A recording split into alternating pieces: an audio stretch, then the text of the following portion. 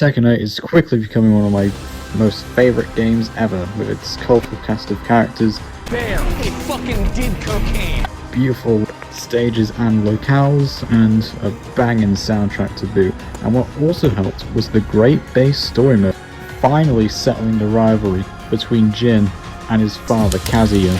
Wow, with them giving resolution to this really great plotline, I wonder how they will follow up. Oh no.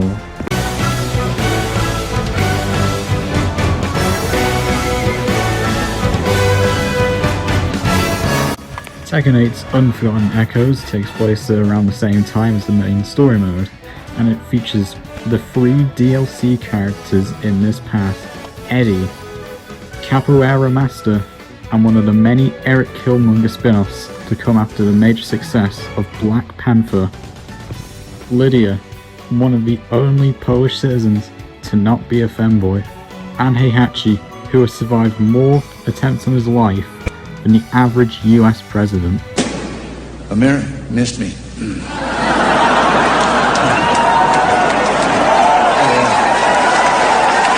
Yoshimitsu, despite being one of the main characters of the story, still has nothing to do in the plot at all. Irrelevant!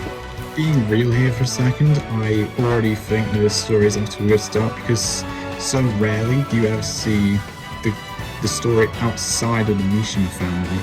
It's always either Jin, Kazuya, Heihachi, or someone else in the Mishima family who always get the spotlight. So to see 3 characters who aren't in the Mishima family get plot relevance is great, because it's something that's far gone from the current Tekken story nowadays. Anyway, we should probably get into the main story now, shouldn't we?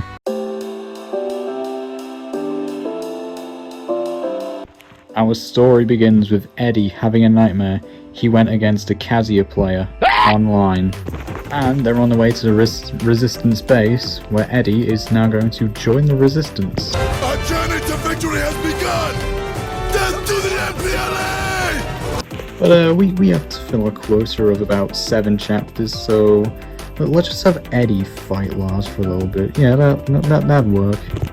Once you beat Lars, he then invites one very special to fight you, who is none other than Jin Kazama.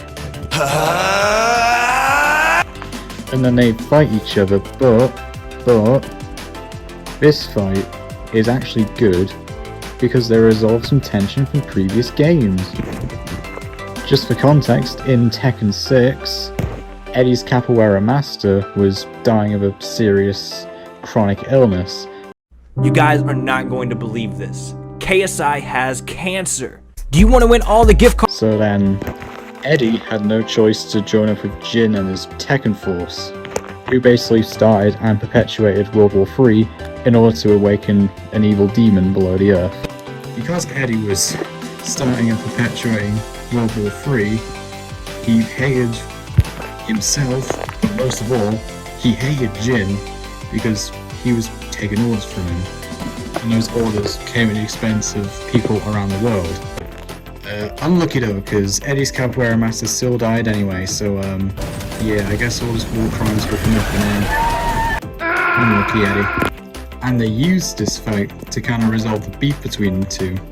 Eddie forgiving Jin for the war crimes, and Eddie finally forgiving himself for participating in it. Even though he spent the whole of the Dark Awakens forgiving himself, but okay, let's repeat the arc here. After that whole shebang, Eddie gets sent to South Africa to investigate an old Tekken Force base that's under attack. Hey guys, 2026 A-Games here, and originally this is going to be like a 2-hour long Pyro Tier video essay, but yeah, I kind of gave it, to be honest. I don't really feel much about this expansion anymore, for a couple of reasons. One, because it didn't really lead to anything later on. Secondly, just enough time has passed now to just make me forget that this even happened. But just for this video, I'll just skip to the most important segments from now on.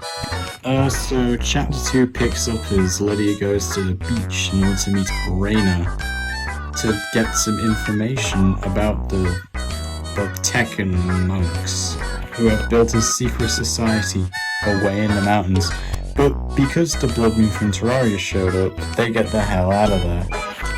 When they get to the mountain, they find out that a brainwashed Heihachi Mishima is one of the monks.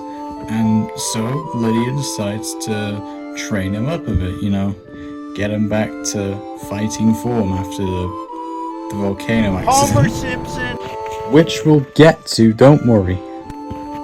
This training all comes to a head, quite literally in this case, when Heihachi headbutts a falling meteor. Okay, why am I trying to dissect the Tekken story?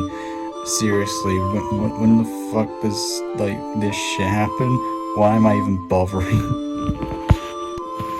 After this, during the night, he turns evil and completely wrecks the whole monastery, including our 4 main characters. Okay, you know, it doesn't sound too bad, but, like, when does it get really bad? Okay, I'll tell you when it gets really bad. So, during a flashback scene to the epic volcano fight in Tekken 7, it is revealed that, get this, at the last second when Kazuya threw Heihachi into the lava, a monk at the last second jumped, caught Heihachi, and ran off with his body. Okay, first of all, never mind the fucking logistical discrepancies such as Kazuya literally watched the guy fall into the lava and smiled as he finished the job. And also, we definitely heard something land in the lava.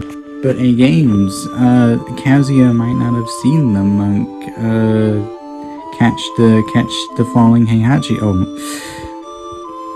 this is Kazuya Mishima we're talking about, man. He definitely would have seen that with his fucking devil-ass powers, man. What the fuck are you talking about? But now, the series has sort of reached the Fast and the Furious level ass pulls for how characters come back from the dead. Which gives the story no stakes, because, like, you're gonna watch a character die and just feel nothing because they'll come back, like, a game later. Like, they didn't even give him actually, like, 2 games to stay dead. And, like, when that happens, for the obvious reason of DLC money, baby, how am I supposed to care about anything that happens? How am I supposed to care about any death that happens when it's just reversed like that?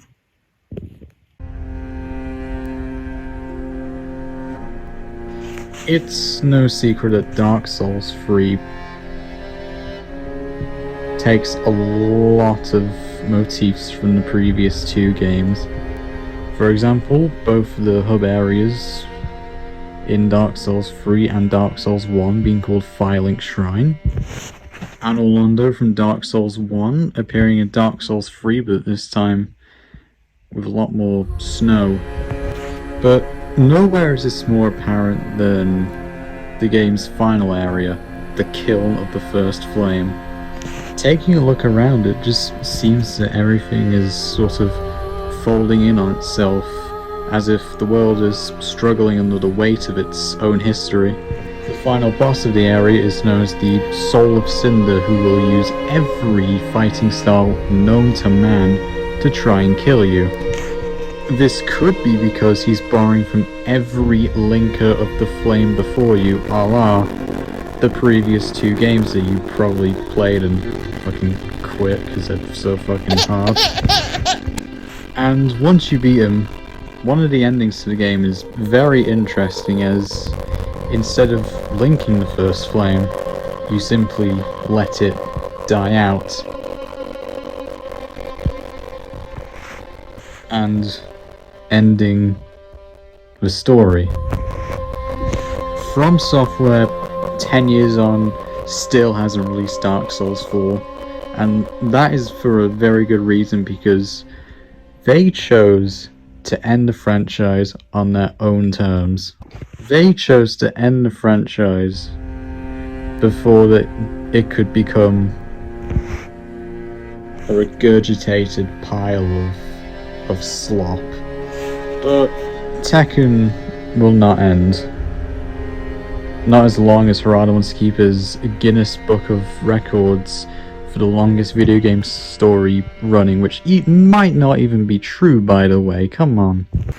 It's not about the journey, it's about the destination. But I feel like a good destination can help you reflect back upon the journey and all the characters, the story, the music, the atmosphere, and think, man, that was pretty good, wasn't it?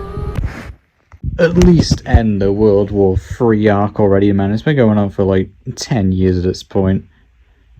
Actually went up fucking 20? What do you mean it's been going on for 20 years? We need to sign a peace treaty now.